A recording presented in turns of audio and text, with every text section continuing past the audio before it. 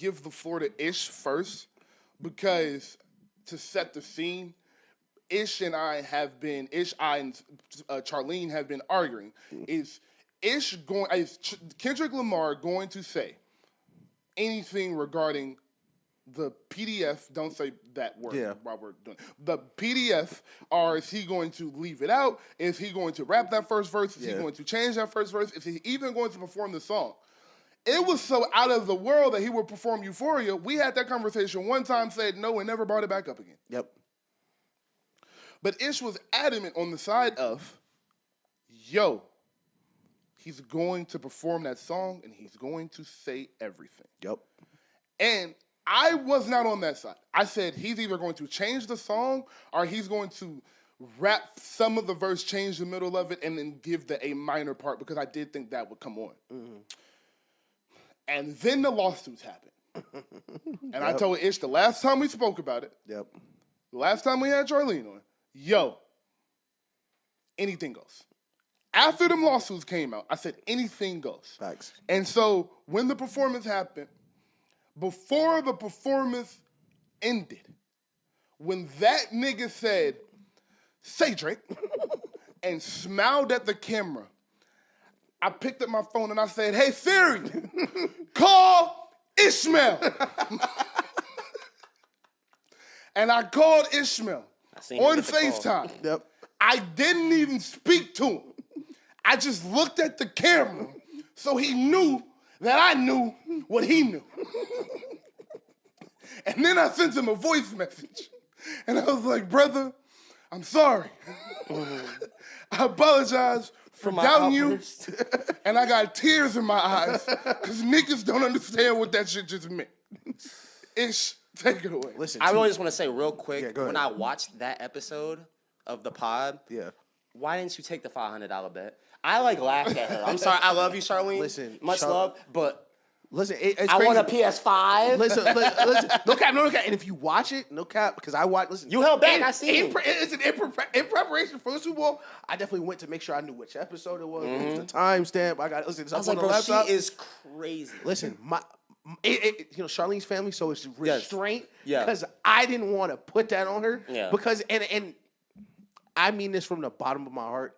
There was never a question whether he was doing that song. That was never a question. And I never felt better on that opinion take than after the Grammys.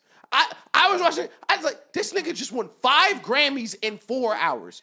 He's going to play that song. It was never a doubt. It was never a doubt. I never questioned it. I didn't even need the Grammys. But at the Grammys, it's Super Bowl, this is solidified as one of the biggest songs ever. It's out of rap beef. It's out of rap songs.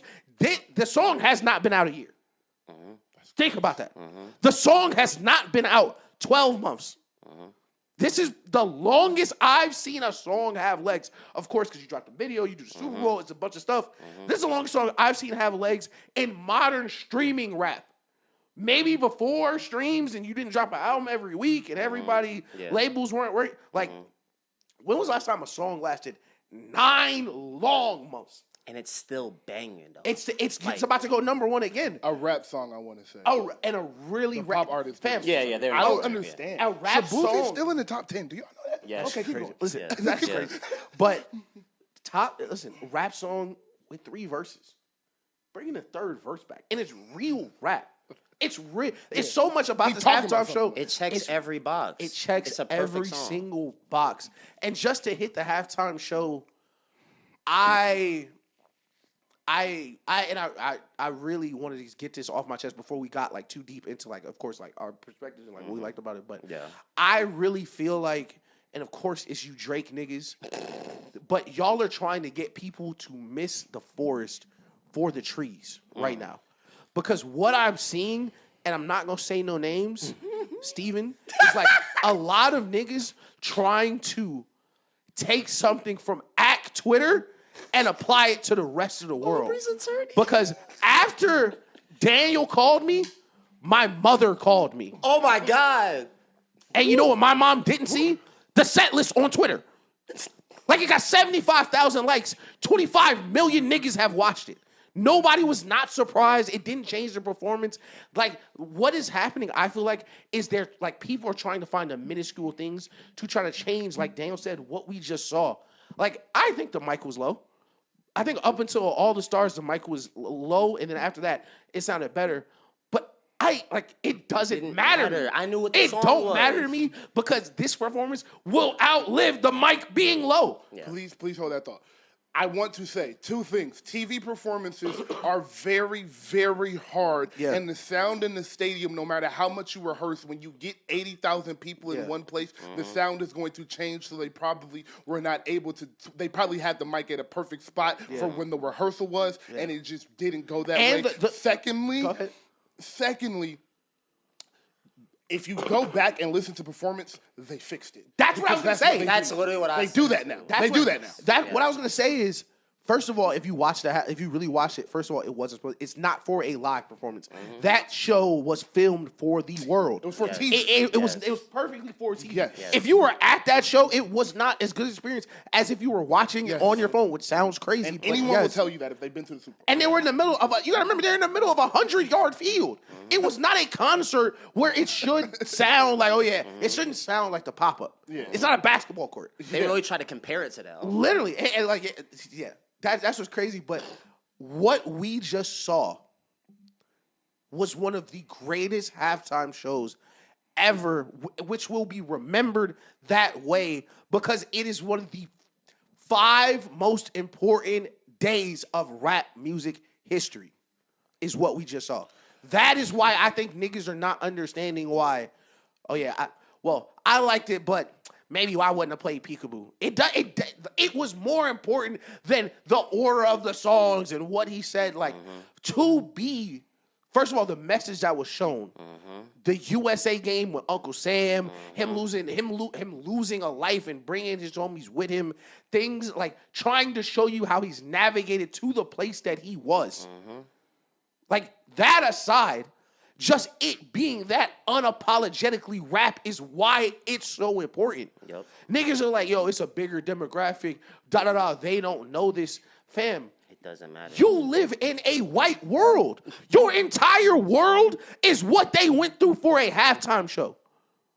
Oh, my God. When I watched the Coldplay halftime show, until Beyonce and Bruno Mars came out, I didn't like it either. I love Adam Levine. I wasn't moved by Maroon 5. I love Justin Timberlake. I wasn't moved. All these artists where it's like, okay, let's take Kendrick's 11 songs, and I'm going to look at these 11 songs. Like, those 11 songs that we've heard these niggas perform a million times maybe was more enjoyable for the average listener. It's crazy. Of course, we're going to talk about the beef, but going all the way back to Control, this is not for the fan of Elvis. This is for black people. For black people. Everything you saw in that was for black people. All of it. Start to finish. Even if you don't know nothing about the Drake beef. You know, okay, this nigga has music that's pretty good, and this nigga is black. Like, really black. Not like I'm black when I want to say niggas so I can go back and do these passion fruit pop songs. Like, I'm really, really black. We in the back of a GNX. When we go to do Man at the Garden, it's nothing but niggas with gold teeth. It is black. It was amazing start to finish. One of the favorite halftime shows I've ever seen. Shout out Dave Free, PJ Lang. The cinematography was amazing. There were so many because you have to have this in the Super Bowl. And I don't want to shit on you, Daniel. But when we talked about the Wayne thing, it was like, man, it's just so much like stuff going into it. It's not just about how good the music is. Like, man, it was a lot going on just across the entire performance that people are still just realizing. Literally. And that is, and you can speak to this, I'm going to hand it off. It's like being a Kendrick Lamar fan, before the performance, they said, what should people look for? And if you asked a regular artist that, you'd be like, hits, people get music, you want to feel good. That nigga said storytelling. Like you niggas who be like, Kendrick could be like, man, the wind blew. And y'all be like, yo, he was talking about this, that, and the third, about how this is granted. Like, no, that's literally the artist he is. You're just not used to artists being that fucking creative because that doesn't exist anymore. Niggas are like, well, it was boring. Fam, it's less than 24 hours. It's about to pass the most watched previous one ever. Niggas was telling me about Usher's performance. He was at 26, 27 million when I look. He's at 26 million already. Hasn't been up 24 hours. Like, this was one of the most important nights for rap because it was no holding back. We gonna do the Ask GK verse. Like, yeah, my niggas here. Like, it was amazing to watch. So much syllogism, so many things. Songs that I like more now than going into it. So I'm going to hand it off just like, shit, man. Somebody say, man, I go 30, 40 minutes. Bro, listen. Yesterday, we just saw, first of all, y'all saw 2 ass whoopings on national TV. I just got to put it out there again. Yeah. But, two muggings. Yes. And it's just like, y'all just saw the best rapper be the best rapper, and he's been the best rapper for the past year. Yeah. And it's just a full-on display. And I love that you mentioned, like, I don't know if whoever audience-wise will watch the interviews that he had going into it. Also, thank God we got him to do interviews again. Yeah. Like, you know, he's just so important. We just got to get him to do Super Bowl every year now, interview. Yeah. Like, I'm just... having him be present, like, especially being a Kendrick fan, like you said, for years, where you just know there's so many years where this nigga doesn't exist. Yeah. It's just like, bro, like, it's just so good when he actually chooses to exist. But he's really this person. And the Drake fans, whatever, the haters, whatever it is, y'all just want to make the jokes about it. But at the end of the day, like, he's authentically black. He's authentically a rapper, a true MC. The way that he was manipulating the pockets and the improvising and the different bars he would add in and out, the way he would take the curses out and, like, still have the shit rhyme. No, so hold that thought. On Not Like Us, when he was walking, he needed to catch his breath. Yeah. And, you know, the line is, what is the bar about Tito? No, but them niggas to the cross, they walk he was around like, he was like walking around with tees. Like he said walking around with tees because if you rap and if you've ever rapped, you know you need that last little...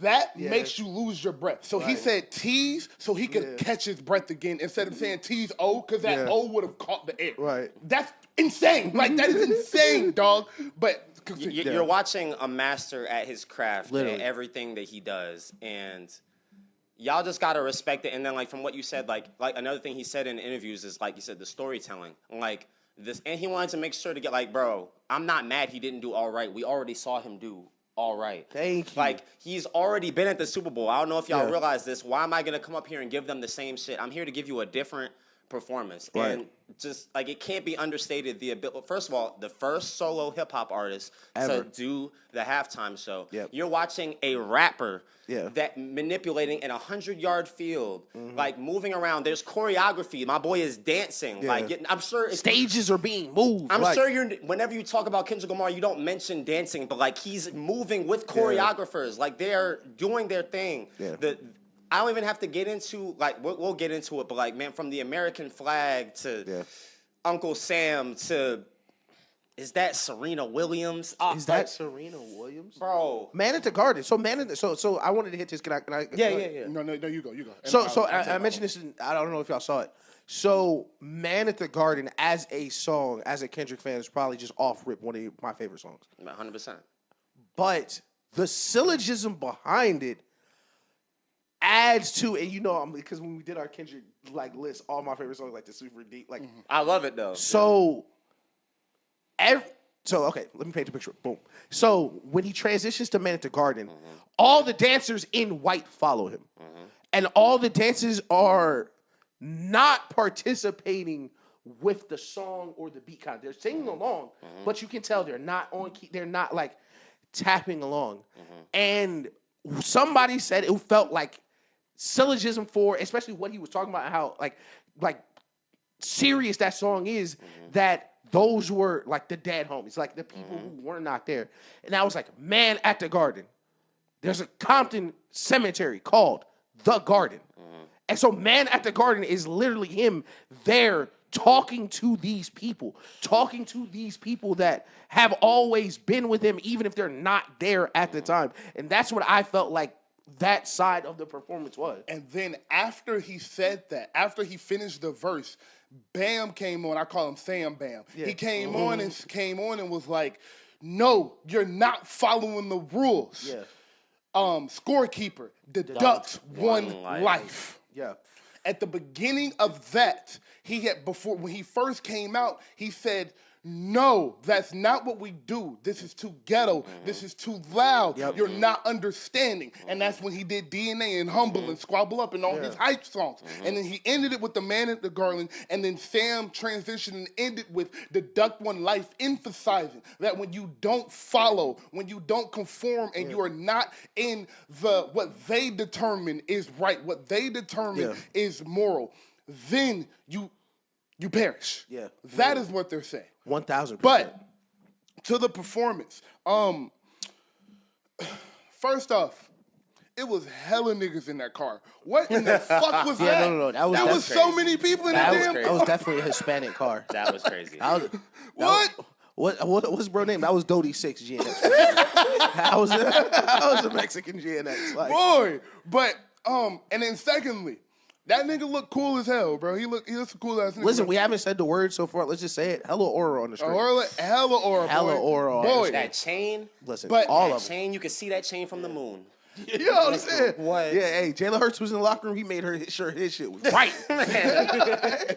So me and Ish are here because Ish said this is one of the most important rap nights we've ever seen. And when I was walking through the house talking to myself, because Taylor wasn't here today, and I wanted to get my thoughts out because I pod better when I was just spoken everything out freely. Yeah. I said this was one of the 5 most important nights in rap history. Yeah. And Kendrick said something in that they tried to trick us, but you can't fake influence. Yep. Tried to rig the game. They tried to rig the game, but you can't fake influence. Yep. Dude. Crazy. I don't think y'all understand the magnitude of what Kendrick Lamar just got on that stage and did. Yep. Because he also said the revolution will be televised, but y'all chose the wrong guy. Yeah, chose the wrong nigga. Oh, my God. Because this is the thing, y'all. Let me tell y'all something. Kendrick Lamar, in the interview with Ebro, kept talking about how important this culture was and how amazing this culture was and how rap is an art form. And then as Ish said, he spoke about he is going to focus on storytelling in this performance out of all things. Yep. When Kendrick Lamar gets on that stage and doesn't perform one pop song, doesn't perform his song with Taylor Swift, No Bad Blood, doesn't perform his mega hits that you know, such as Mad City, and he focuses on the essence of what this shit is, and that is rap music in front of the world. He is telling you something. Yeah. He is telling you something. Yep. He is showing you that this is us. This is what we do. This is what it is. Because what you guys know, this is so important because if Drake would have got on that stage as the first rapper to headline. Yeah. Did Hotline Bling to start. Thank you, Ishmael. Thank you, Ish. Get up there and do Hotline Bling. Controller. Yeah, One dance. Just hold on, we're going Just home. hold on, we going home. Yeah. And you wouldn't have got the essence. Yeah. You wouldn't have got the culture. You wouldn't have got the feeling of what this rap shit is. Yeah. Because what they want you to do when you get on them stages in front of the world is pander do to them. exactly what Ish said. Pander to them. Bring your world to us. Yeah. Bring your world to us and make us feel comfortable. Yeah. Hell no. No. Nope. No. This is our shit. This is my world, and you finna get a taste into it. It said how they felt in them 12 minutes is how you walk around every day. That is so powerful, dog. That's your life. That's your life. Yeah. Them people in that stands didn't know what was going on. Nope. Them people on the internet talking about, man, what was that? I couldn't even understand them. Nigga, this ain't for you. Yeah. Theo Von. Yeah, Theo Von. Nigga, this ain't for you, Shane Gillis. Yeah, fuck Shane. Nigga, this ain't for you. Yeah. This is for us. Yeah. That is so important to get up on the stage as the forefront, as the biggest rapper in the world, and rap. Yes. I rapped. I said a message. And this leads me to my next point. Drake, before we get into all the fun stuff, the happy stuff, the jokes, let me explain something. Because I see a lot of y'all misinterpreting something. Y'all keep speaking on how he needed Drake for this. Yeah. And how he made oh the my God. moment about Drake. Oh, he made the moment about Drake. Yeah. Oh, Drake this, Drake that. Let me explain something to you. Because if you've ever been to a Sunday Baptist church, you know what I'm talking about. Especially in the South, a Sunday Baptist, where the Easter service go 4 hours. Yeah. That's what I'm talking about. It's hot. It's hot. It's hot. Preacher up there sweating. Yeah. Went through 3 towels. You don't know when you're leaving. Listen, You don't know when you leave. It's 1 p.m. kickoff. It's 1:29. When he start that sermon, he starts it with the story. Because he got to grab your attention. That's true. He got to reel you in. He know kids is in the audience. He know 14, 15, 16-year-olds in the audience. So he got to start with a story. Because he know if you start with a story and you start with a joke, it'll grab their attention. And then as you preach a message, you reenact and you interpret and you bring in the story to help push your message forward.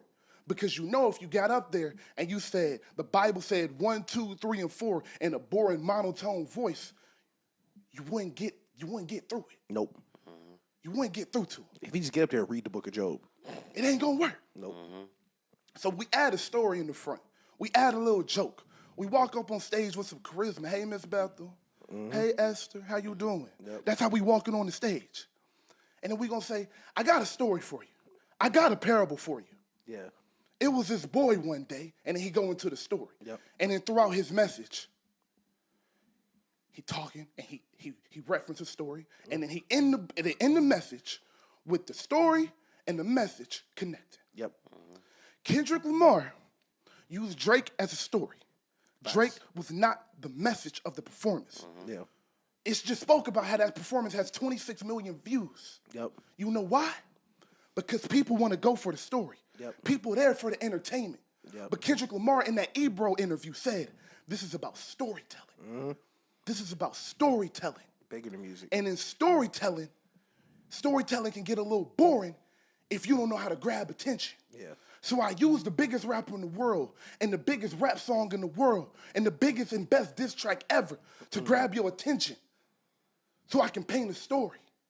Yeah. But Drake is not the message of this. You get the message after you watch it the second time, the third time, and the fourth time because you're going to come back to watch it because you want to watch the story. You want to watch the drama. You want to see Drake.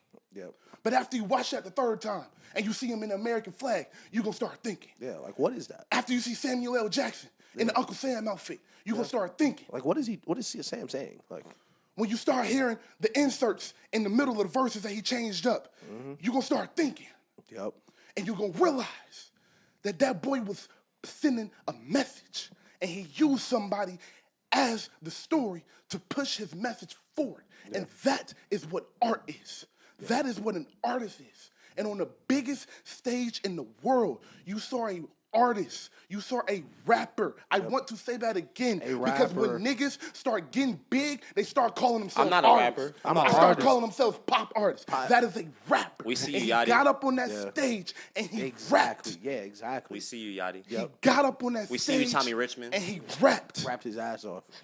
He used Drake as a story. But that boy wasn't the message. And just aside, like everything you're saying is so important. And like we can get into like the craziest moments, but like fam, it's like you're gonna get up there and do a diss song. First of all, for it, and I mean this from the bottom of my heart.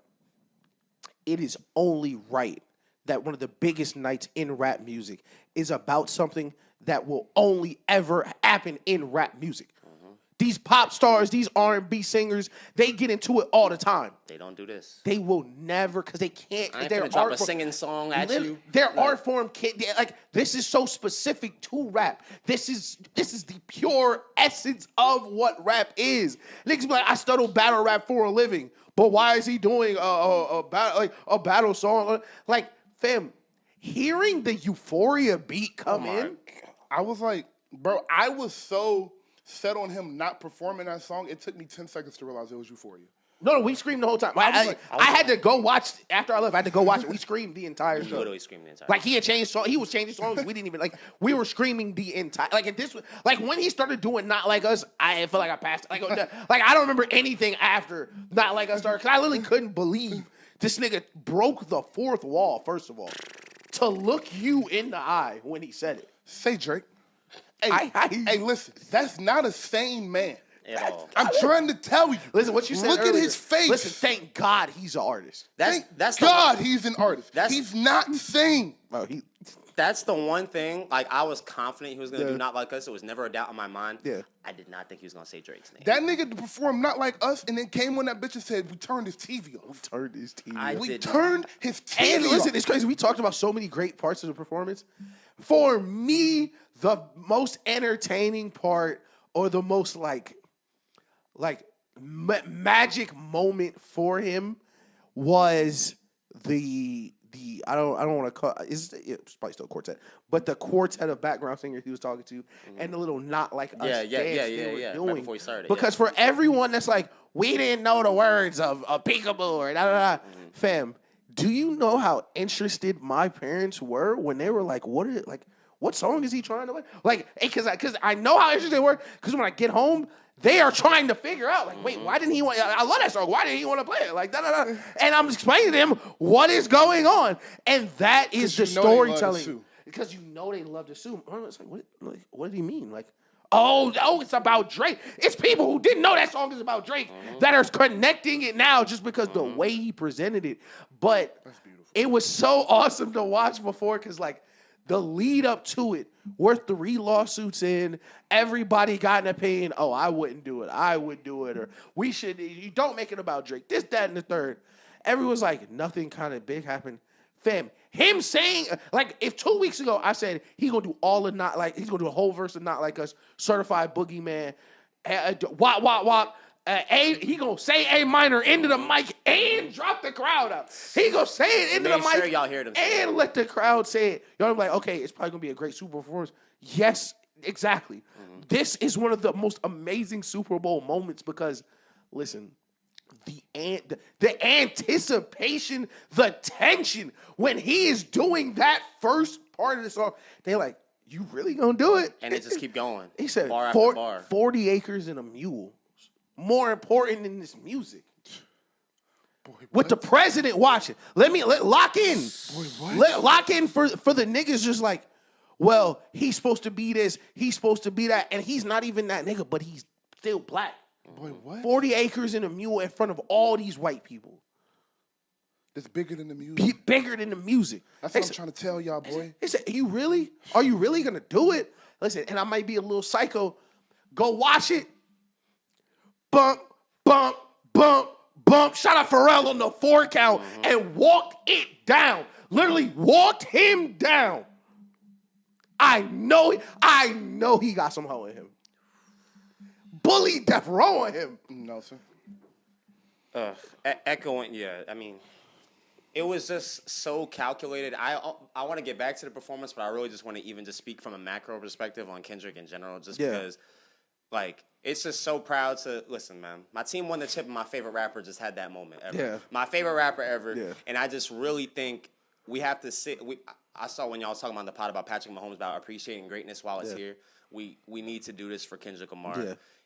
Especially in an art form which is getting more and more diluted because there's so many artists now, which I'm not hating, you know. They're using computers now, bro. Bro, Kanye, listen, I know Kanye, your boy, he's trying to make AI. Oh, I agree with you. Listen, they using computers now, bro. I don't know if we can even say his name right now. So. Yeah, I ain't know yet. We might bleep it. That's a fact. But listen, the genre is just, and I don't want to disrespect the genre because there's so many good artists. Right. Like, it's so many good artists. But as a whole, in general, it's just getting very diluted. Yep. A lot of the plot is getting lost. And to have someone this big at the forefront who's keeping the culture alive. And listen, I know a lot of people don't care for the Mask Off remix with Future and Kendrick. Yeah. But this line, I love that remix. Thank you. This line still rings off to this day. How y'all let the conscious nigga go commercial while only making conscious albums? Like how? He has never wavered. He has never stopped being conscious from beginning to end. Yeah. And y'all still let him be not one of the biggest rappers, but one of the biggest artists on the planet. Yeah. Where he's still going #1 and he's reaching this audience and he's still pushing these messages and has found it still to be a way that is digestible for even if the person doesn't understand what the fuck is going on. You still want to turn on and just bang to it at the same time. Like, it just checks every single box. And I just don't know. You know, people can have the GOAT debates when it's all said and done, whatever. But to have an artist be this intentional, have this many layers behind everything that they do, you could play Damn backwards, and it's like, come on, It's bro. a different album. The creativity that he has to be this creative, this good at just purely rapping, and can do that at a halftime show. Like Ish said, like, we don't care if y'all were uncomfortable. They had Coldplay and Bob Dylan and all these. Nigga like, I thought it was boring. Yeah. Bring U2 back out. Who cares what you think? Bro, and also, while I'm giving flowers to Kendrick, we have to give our flowers to Jay-Z. Oh, yeah. Shout out Hov. Jay-Z is literally like the rap godfather. Yeah. Like, just keeping this shit alive, pulling the strings behind the scenes. He hasn't missed since he stepped in. And I don't want to name no names, but I have a homeboy. He was like, yeah, next year they should probably do like pop or rock or country, like just to keep all the other demographics and get. No. And let me pick up there. Why do y'all care so much if they're comfortable? No. I'm so confused by that. Bro, like, why do y'all care so much if white people is uncomfortable for 12 minutes during the Super Bowl because they gotta watch us rap? Like, why does that make y'all so mad? We don't watch them tap dance. We don't watch them steal awards from us. We don't watch them steal our music. We don't watch them steal everything from us. And for 12 fucking minutes during Black History Month, y'all niggas is mad a nigga is rapping? Yeah, it was too much rapping. What the fuck is wrong with y'all? Like, I don't understand. Like, and this be the issue with Drake fans thinking that Drake is rap music. Drake is Drake. Thank you. Drake is not rap music. Drake is not culture. That is Kendrick's problem. Literally. That is Kendrick's whole message for the past year. That y'all are confusing the essence of rap and Drake. Yeah. They're two different things. And I love Drake. Drake is one of my three favorite artists ever. We love Drake. I love Drake too. But I can understand, and I can understand what Kendrick's message is. I can understand the difference in a rap artist, someone that grew up in this culture and someone that was invited to it. That is all. 1,000%. I don't understand. I have on here not conforming. Y'all want to conform to their standards because they have taught you from the beginning that white is right, and that is the biggest problem in our community is that we have a divide in between niggas thinking that it's just okay to be a nigga. Yeah. Y'all niggas is so uncomfortable in y'all own skin. It's okay to be a fucking nigga and to just live in nigga shit, to live in the trenches, to know that's your life, to get out of the trenches and still be a trench nigga. It's okay to be a nigga. They have taught y'all through media, through consumerism, through presidency, through all of this shit that white is right. And you have been conformed and been taught to believe that shit since you was a kid. And this nigga gets on the stage in front of the biggest audience in TV and gets on there and raps and invites us to the culture. And the first thing y'all niggas said is, that wasn't fun enough? Yeah, it was what the fuck is wrong with y'all niggas? It was too much rap. It was the first rapper ever to perform at halftime. Too much rapping.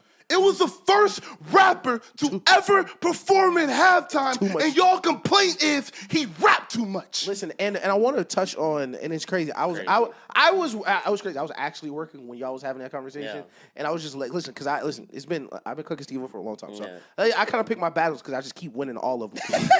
But what is so frustrating for me with the Drake, and it always frustrated me when I talked about him in context of other people, and you see me do this when I've had like the versus arguments, was all of Drake's best songs are not rap songs.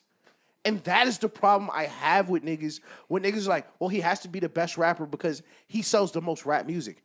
All of his most streamed songs I wonder why. are not rap songs. I wonder why. All of his most streamed songs are pop songs. His most streamed song, Controller. Second most streamed song, One Dance. After that, Hotline Bling, Passion Fruit. It takes a while to even get to the rap part of his hits. And that has always been my frustration, was I love Drake with the melodies. And I like when Drake raps sometimes too.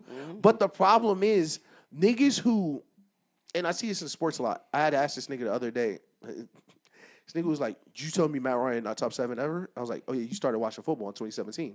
He was like, "No, bro, you're like," he was mad at me. I was like, "How old are you?" He was like, "Bro, I'm 21." I was like, "Yeah, you started watching football in 2016. Like, you physically just don't know." Like, for niggas who grew up thinking Drake was hip hop when they were 17, and now all they know from hip-hop is what Drake is. Let Kendrick and let me be a reminder. Let this entire be the shell shock you need to wake up. That nigga is not hip-hop. What you just saw is hip-hop. What you see Drake do, he is a artist, he's a pop artist who does rap music. He is not hip-hop, though. And to think they're in the same era, too. Like, it's crazy, like, that people can be, like... I mean, obviously, Drake is Drake, but it's just, like, it's a shame to be brainwashed to even thinking that that's, like, the standard exactly. hip-hop in Kendrick's era. And one more thing, because we're going to keep going, but just a sidebar. You niggas in this scaring the hoes music. Oh, first of all, any music sounds good around bad bitches. Period. Niggas be like, yo, you don't be listening. You wouldn't listen to the album around the right people. You got to be on a boat in Miami at 75. Fam, if I was on a boat in Miami at 75 degrees around bitches, I don't care what you're playing. I'm having a good time. Stop using that as a gauge to what, like, should I be allowed to listen to this? Is it scaring the hoes music? Listen, every time you see one of these pop girls talk about Kendrick, they love that shit. So apparently they know something that y'all niggas don't. Secondly, stop asking yourself, what do bitches do before you act? Because that makes you one. Why are you patterning yourself around what you think a woman would do in this situation? You should probably just be yourself. Literally, like, just be a grown-ass man and like what you like. And that is the problem with the Drake kind of side of it. And you see them dying I don't want to say dying, but, like, they're going out so sad is because they thought it was cool to, like, yeah, we're not gonna fuck with no other side. We only like Drake. Like, yeah, I like other artists, but if it was Drake over everything, fuck everybody else, da-da-da. Like, yeah, niggas get tired of that. Niggas like, why is everybody turning on Drake? First of all, nobody likes Drake. And second, nobody like Drake fans. If Drake fans, if y'all don't know this, nobody wants to hear that shit. At all. We don't care, bro. We know it all. We know what songs streamed. We know what songs don't stream. It doesn't, like, we leave it there. The problem is when you niggas take it past that and you think, all right, yo, he probably smoked Kendrick because Drake do 89 million Spotify a month and Kendrick only do 75. So he's going to smoke Kendrick. It's like, all right, let's see when the songs come out.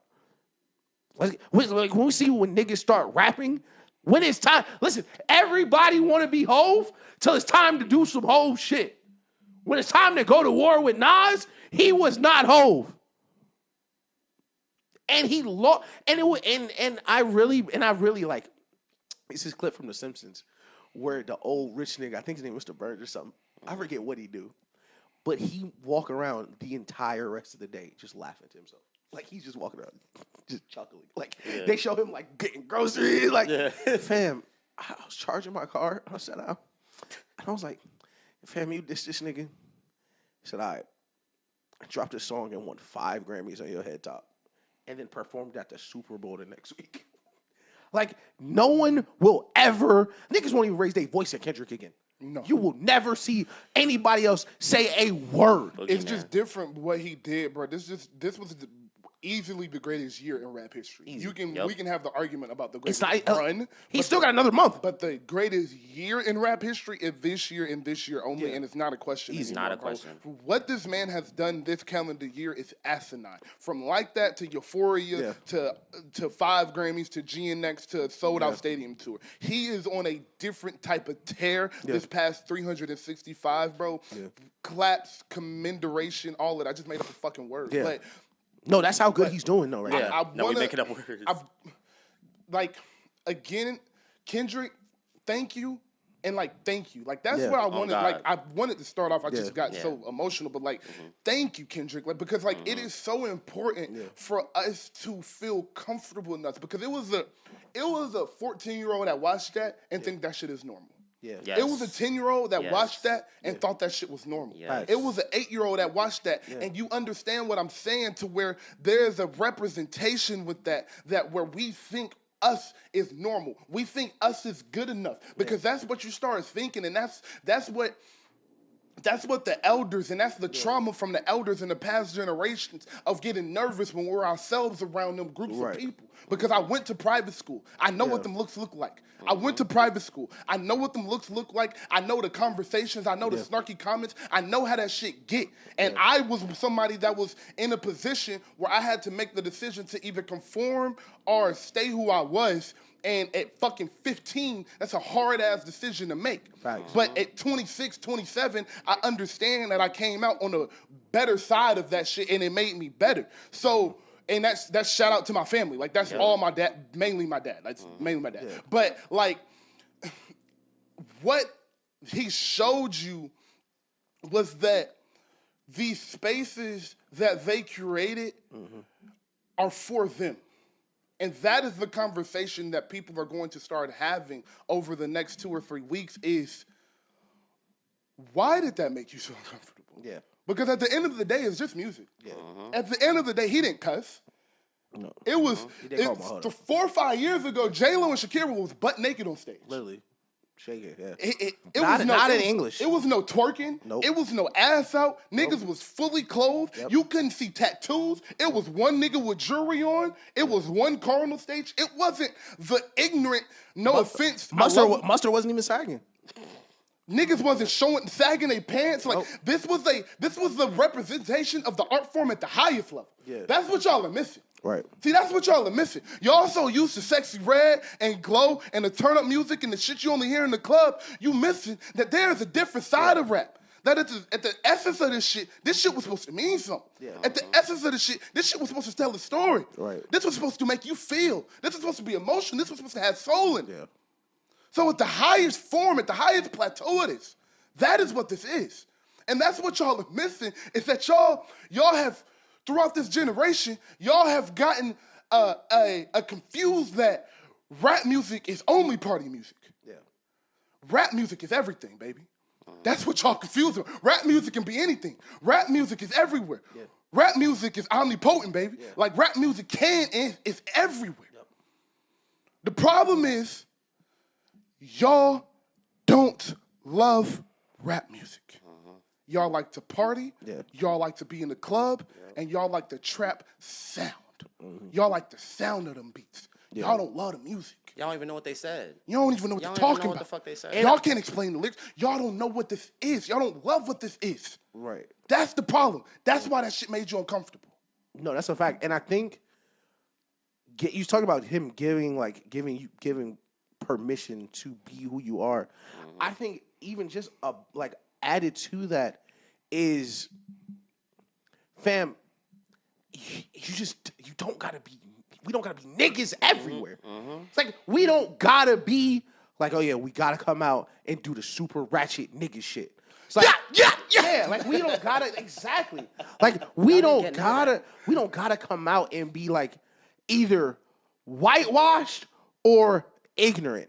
And that is the biggest problem I have with so much that is presented in the culture for black people now, is you only see whitewashed or pure ignorance on TV. It's like, yeah, I watch baddies. Why? Why would you ever watch some shit like that? Right. And if you do see other black content, it's whitewashed. That is the biggest thing, where it's like, yo, to exist in these spaces, you have to be yourself.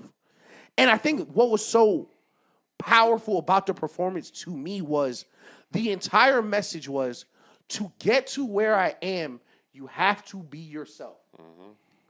But if you are, you still might lose anyway. Yep. And that is something that those other races, those other people cannot understand. And that is why I am so frustrated with the niggas watching, because you have to understand what he is saying. Like, yeah, the crowd was putting up words and Uncle Sam was telling a story. But if you look at the story, it starts, Uncle Sam is like, yo, play the game, da-da-da. And we talked about, all right, you lose the first life. Now you're on thin ice. And right before he does Euphoria, the crowd says, no, wrong way. And he does it anyway. And if you watch, he's no longer playing the game. He's just walking across the field. And it ends after everything when he's running around. He does not like us.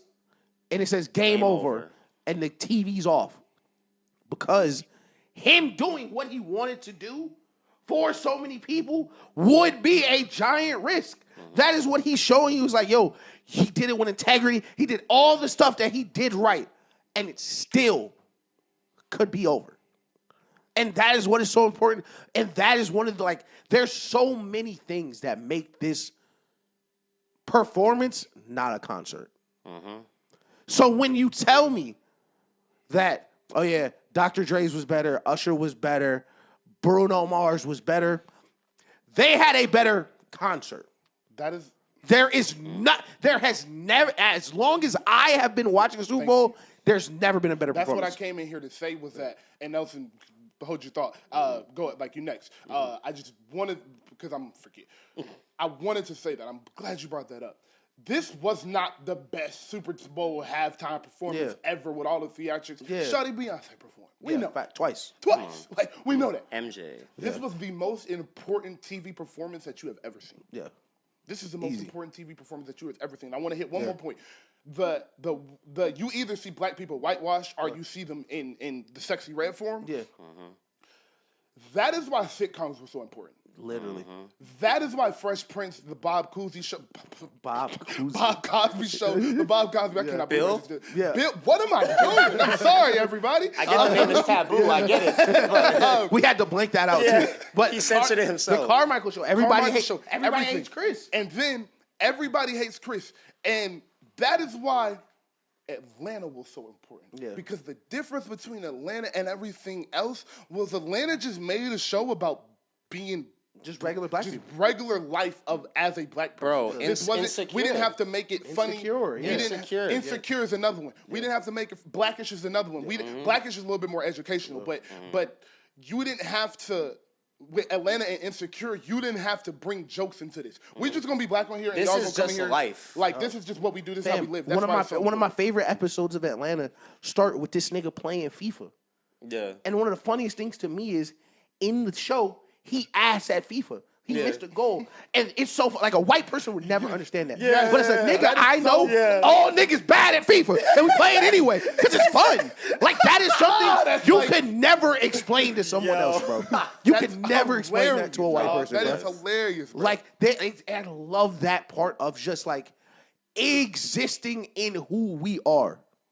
And like feeling comfortable in it. And that's what like my point and why I get so frustrated with us is because like we are so uncomfortable in being us, and it's because they made us feel that way. And it's like, after a while, we do have to take, like, I understand trauma. I give so much grace to everything we went through, so I don't want it to sound like I'm coming off like a dick or anything like that, but it's just that, like, we have to take some responsibility for us, bro. Yeah. We have to take some responsibility for our mentality and why we still are playing this victim, per se. Yeah. And it's like, it's not really a victim because when you say you're playing the victim, that means you aren't the victim, and we are. So I don't like to use that for black people, but we play into this role of we aren't in our base level, we aren't good enough. Right. That's why we code switch. That's why we do these things that when we walk into these spaces where we are not the majority, we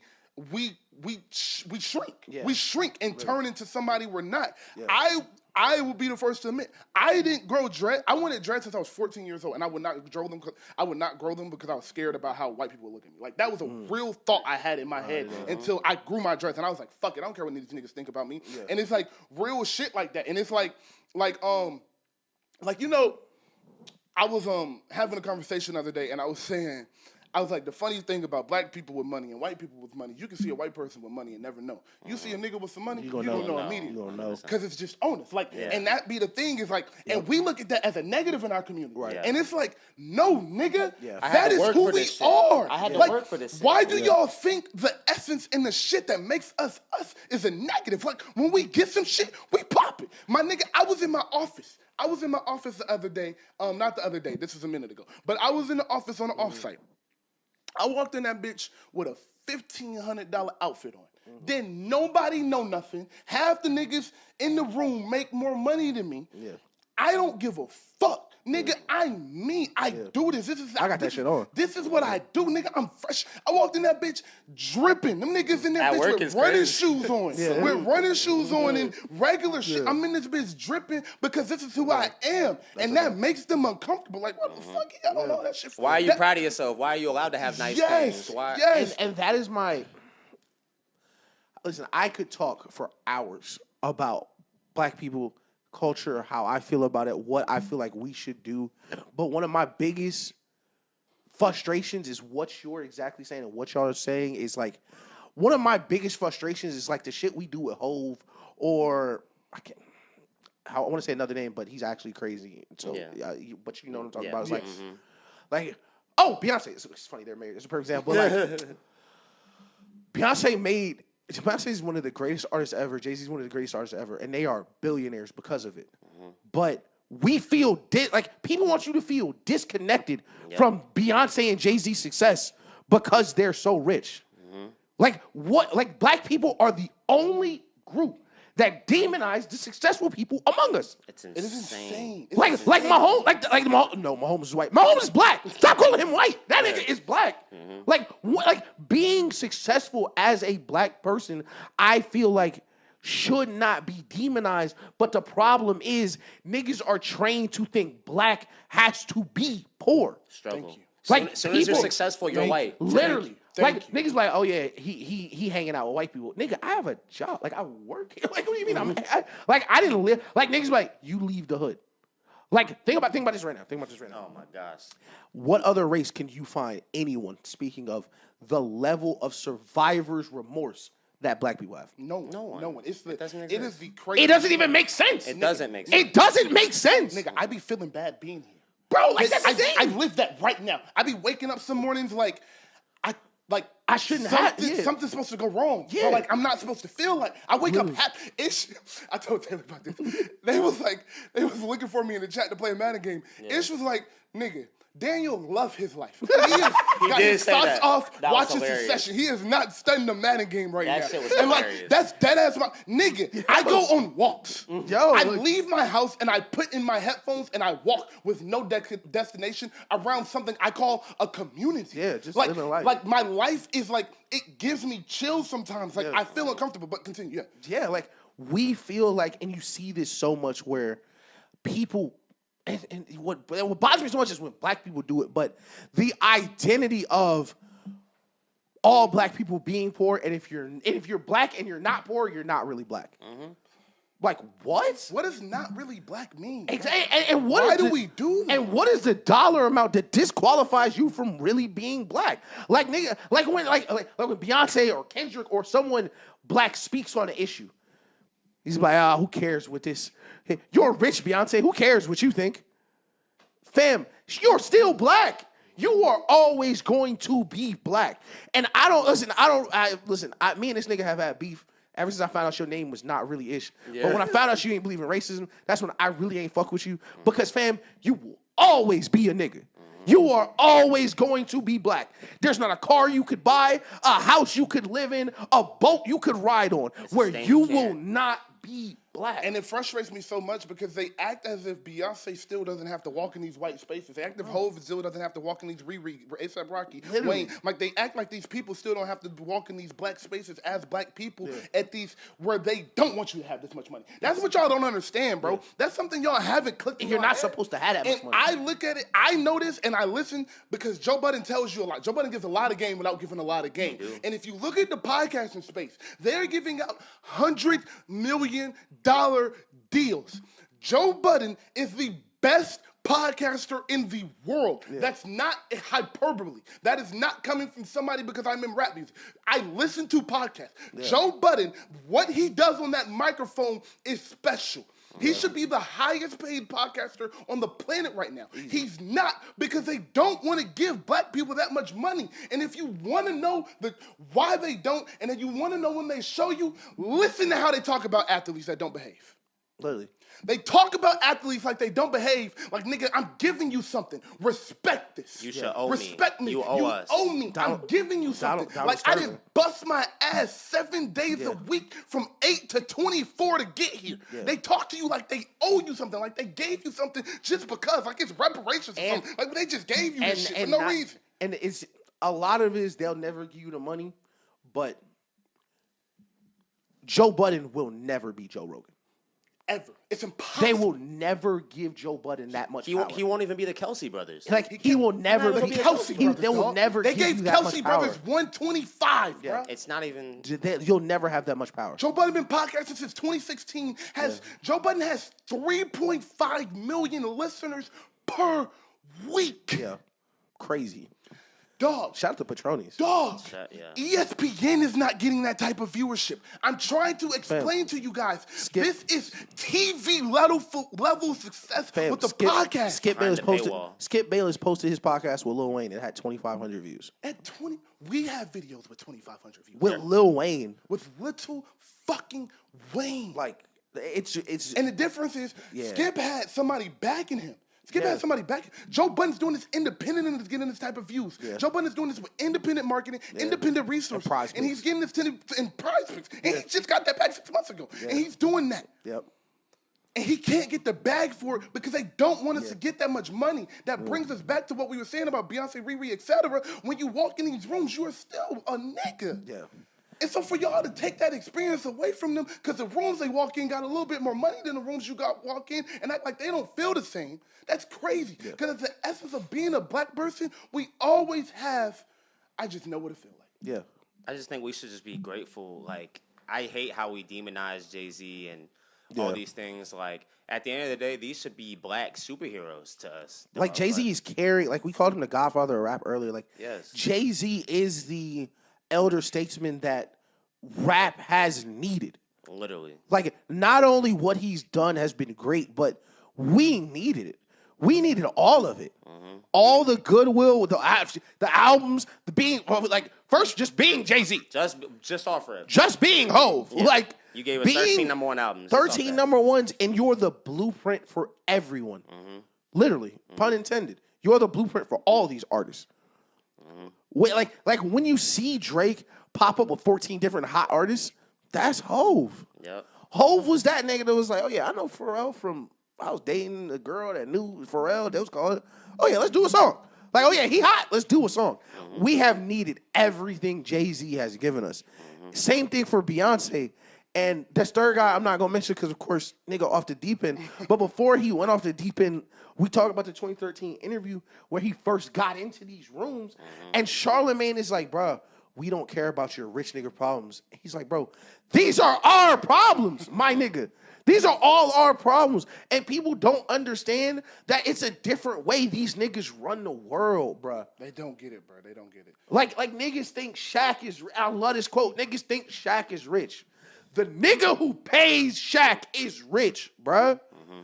Like, when Jay-Z talking about buying a painting so he can have generational wealth, fam, just think about the number of athletes, just athletes alone, that our population has in proportion to our total population. Like, we have the smallest population and the most athletes. That yearly income alone should be enough to change the entire financial landscape for us, but it's not. And it's not because, and I hate when people do this, like niggas like, oh yeah, Cam Newton broke. Cam Newton not broke. Cam said, yo, I'm not spending money the way I was when I was an NFL superstar quarterback. Like, yeah, that fucking makes sense. Cam Newton said he was getting $1 million every 2 weeks. Like hell yeah. Yeah, I'm gonna spend money differently than I will post-career, but we never feel connected to that success. And that is what frustrates me so much is that, and just to wrap this all up, to bring it back to Kendrick, what frustrates us so much, and Daniel, you can see how passionate we are about this, is you just watch something so black, so important for you. And your first thought was, fuck, he didn't play all right. Like, what the fuck are we talking about? The mic was too low. Oh, the mic was, yeah, like, that should be killing me, bro. I just want to say. Are they not going to let us do this again? They not. We should do a pop star next year. Y'all will figure it out. I had niggas telling me, fam, do you we know, need a pop star next year. Fam, you know, listen, we should, like, in context, it's like, what was it, Super Bowl 59? 58 white people. One black person. And he was like, we should probably do a pop star, keep everybody happy. You just did it for 60 years. You had 60 years to keep them niggas happy. What do you mean? We should do somebody like pop, country, like Okay. After Janet Jackson, there wasn't a black performer for the 2000s until Beyonce did it in 2013. I'm pretty sure. Prince did it. Prince did it in the middle of the 2000s. That was it. And fucking Will I Am. Don't listen. Like don't I said. Don't let me. Like I speak. said. Yeah, Like I said. fucking talk about Will I Am. Like, I just want to say I'm glad that you were able to pull up for the Super Bowl party. Yeah. Because just because you can agree with Hell me yeah. in that, like I said, we've had folks talk about, oh, it didn't reach these people. Yeah. I don't think that was for a Super Bowl audience. Yeah. I want you to know, everybody in my living room, Yeah. I'm pretty sure all of them were black. Yeah. And we can attest that moment was fucking special. insane. Hey, bro. That moment we shared in there, bro, like watching that shit take place. Exactly. Like, it was so important for me to be there. Yeah. And especially, I felt like, and I told Steve this earlier when we was talking about it. Niggas was like, yo, Usher, the niggas' shows was better. I was in the room with the same niggas I have been with I've watched 4-5 Super Bowls with these people. Mm-hmm. Going back to Tom Brady versus the Falcons, I've been watching Super Bowls at this party. Mm-hmm. I've never heard it like that. Niggas were louder than the TV for over half their performance. My voice is gone because I was screaming yesterday. I was like screaming at the top of my lungs. Like, I cannot believe this is happening. Yeah. Like, I had Joel and Javante here, and they was like, nigga, what is wrong with you? And I was like, y'all don't understand what just happened. Like, y'all don't understand the magnitude of that performance. Yeah. And y'all don't because y'all are a part of this. Yeah. Y'all don't get that this was one of the most important nights in rap history. Ever. Like, that is saying something. Yeah. This is like Game 6 Jordan with the jumper for Yeah. the walk-off. Really. This is Kobe winning 5. This is Bron winning that first one. This is Steph winning that fourth one. This is that type of moment for us, bro. Yeah. This Jalen Hurts. This Lamar next year when he pull it off. Like, this is that type of moment for us. Beyonce winning album of the year. Like, this is that type of moment, bro. They just don't get it. But, Nelson, we have been talking, so let's take it to, let's do about like 15 minutes. Drake. Let's end it here. Where does Drake go from here? Country music. So, my bad, y'all. We having a lot of. This is a 3-hour pod, so camera died. My fault. We going crazy though. Nelson was speaking on where we think Drake goes from here. Yeah, so I'll say one thing. It don't start off with what you about to do this Friday. Oh my God. I'll say Are this. you not happy for the party album? Oh my God. After Kendrick just told 126 million people that party at the party playing with his nose now?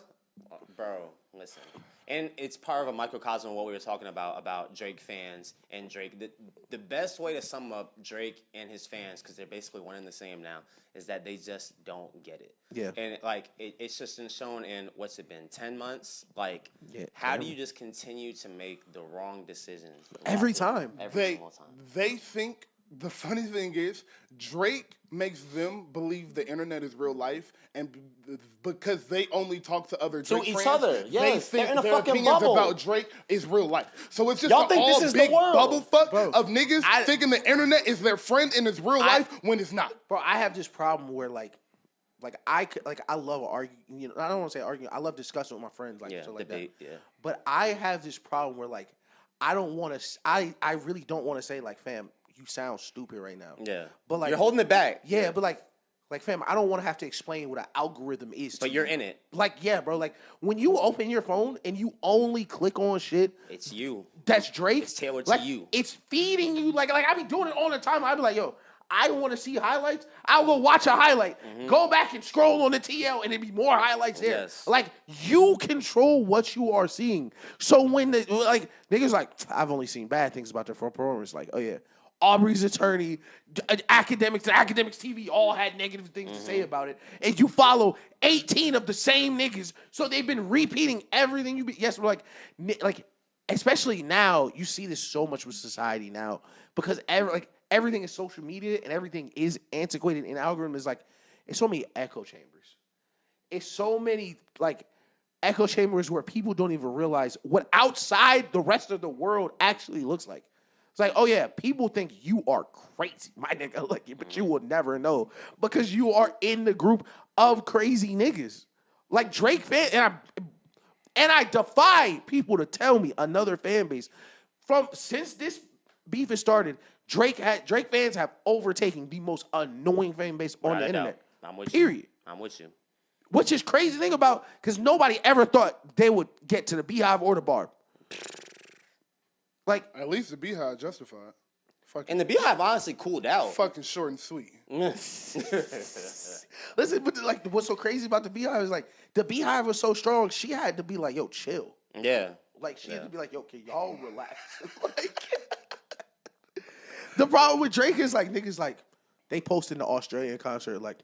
I guess this is what being over. Like it's like, fam. Drake hasn't performed in 10 years, performed in Australia in 10 years, bro. He's going to be able to sell out a show. And that brings me to the point of where I wanted to address where does Drake go from here? And this will be the last time y'all hear me talk because, pause, my throat is killing me. But for this, since Not Like Us dropped, me and Ish have been saying it is over for Drake. Yeah. And for the people that aren't a part of this, what I am saying that this is over for Drake, I'm not saying Drake is never going to sell 100K first week again, or Drake is never going to drop good music again, or Drake will never be able to go on tour again and sell out arenas or stadiums. I'm not saying that. I'm not saying he might still be the most listened to rapper ever on Spotify as a monthly listeners. Yeah. Do you know why? Because Drake is not just a rapper. He's a pop artist. Yep.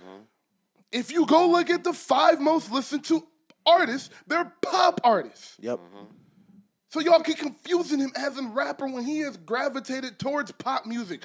That is why we have a problem with his albums and the music he has been pushing for the past 10 years. Yep. Because when you get to that position, you have a choice. And Kendrick is showing you have a choice. You can conform. Yep.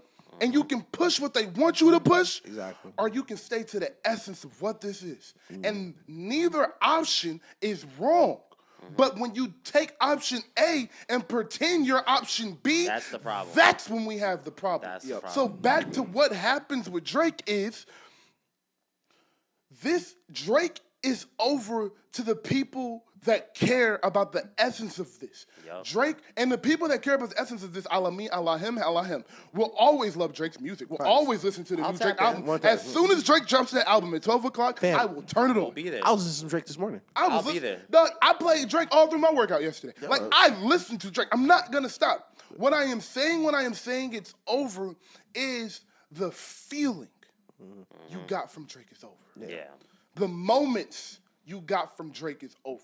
There's a forever stain on Drake's legacy from this moment. Yeah. And there is no coming back from it. Yeah, totally. Again, I'm not talking about money. I'm not talking about ticket and album sales. It's bigger than that. I am talking about culture. It's bigger than that. I am talking about a feeling. 100%. The people that dictate this shit. The gatekeepers of this shit. And there needs to be more because academics' place needs to be removed. 100%. But the gatekeepers of this will make sure that he is never looked at or feels like the biggest rapper in the world. Ever. I better never see him in another rap battle again. That's no, he'll never. The point. You can never be in a rap said battle. something very important about July last year. He said, who feels like the biggest rapper in the world right now? Oh, yeah. I did, Because culture is a feeling. Impact is a feeling. You can't fake it. Can't fake influence. So when you look at Drake and you look outside and the music is still cool on Spotify, you're going to know the feeling is not the same because when he comes on in clubs, he's not going to get the same reaction. No, he's not. And he might get the same club in Alpharetta with the Tex-Mex. Yeah. But when you off Boulder Crest, when you're in Blue Flame, you ain't gonna get the same reaction. Nope. And that's what has happened to Drake. Yeah. And the last thing I want to say, and this might be the most important thing I say today, I might ask Ish for $150 so we can put $300 behind this 10-second clip. Whoever has the power to remove academics from his position in rap, please do it. Yeah. Adam 22 I can live with because he white and don't know shit and fuck him. Right. Academics acts like he is for this culture when academics is about Drake and a dollar. Facts. Someone like that does not need to have that much power and influence over this culture. He said he leaked Kendrick's halftime set on purpose so Kendrick would change it up. Which First off, you're stupid as fuck for thinking that would work. Hilarious. Secondly, as someone who is finna perform for the biggest night in rap, on the biggest stage in rap, why would you try to ruin that? Crazy. Why would you try to spoil that? For the audience, for the fan, for this culture. Why would you try to take anything away from him in that moment? Yeah. To be on Drake dick? Literally. He shouldn't even have had the access to that. Boy. Yeah, it's crazy. Like Sad. You don't boy. deserve that access. Yeah, like He does not deserve that just shit, bro. Remove him. Just a nigga at the stadium gave him that. But like you're 1000% correct. Like, but from his position where he is now, like to do that on Drake's behalf, it's just so frustrating because, like, he don't fuck with you. Like that's what's crazy is He's like never been on your stream. He's been on Aiden Ross's stream. He's never been on your stream. Been on Aiden. XQC does not know any Drake music. They literally said, "Yo, this was on Scorpion." He was like, "What Scorpion?" Like, what do you mean? Like, yeah, that was one of my albums. Those are the people he'd rather kick it with than you. And when you were down, and you are still down, low key right now. Let's keep it right. You are still down. Like yeah. That's why I wasn't so mad at it, because this is you lashing out. This is the best you can do. That's why I wasn't so mad about it.